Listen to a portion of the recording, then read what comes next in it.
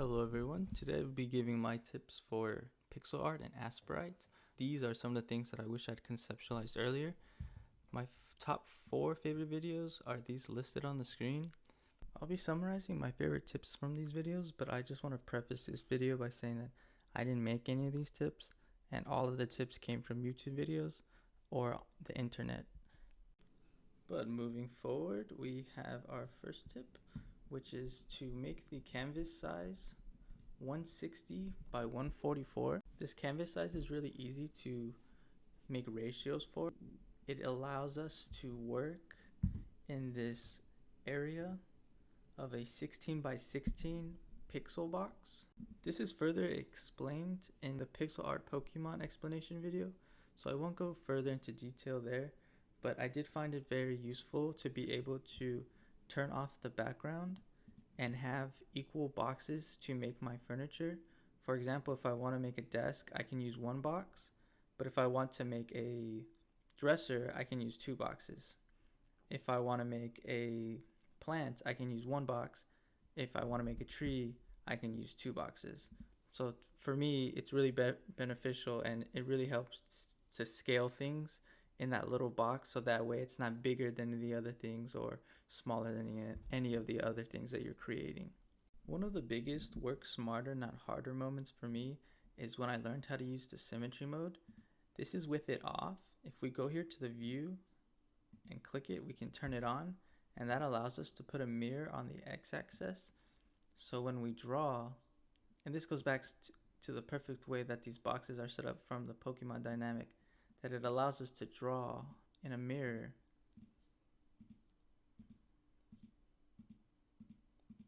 while also keeping things consistent. Moving forward, we are on tip number 3. My tip number 3 is to keep everything layered. The reasoning is I found myself drawing on one layer, and when I was trying to change something, I wasn't able to change one specific thing without changing everything else. An example would be our animation right here. And before I move on to this animation, one thing we can also do is turn on this onion layer right here. And what that does is it tells us the objects and where they're going to be on the next frame in blue or the frame before it in red. In the first example, let's say that these two things are together, the ball and the red clay. What I can do to make this little light pan transition over to the next frames is I can click this cell and press Alt D. It will copy cell number 1 onto cell number 2 perfectly. So now all 4 of the animations are the first cell. But if they're not merged, what I can do is I can take this cell and I can duplicate it now without affecting the other cells. So now we have the same animation, but with a light pan and not a chunky pan.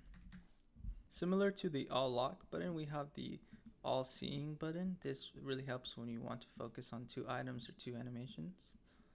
My second to last tip is how to move things. We can press the selection tool here on the top right, make an overlay, then we click the layer that we want, and then we can move the item that we want.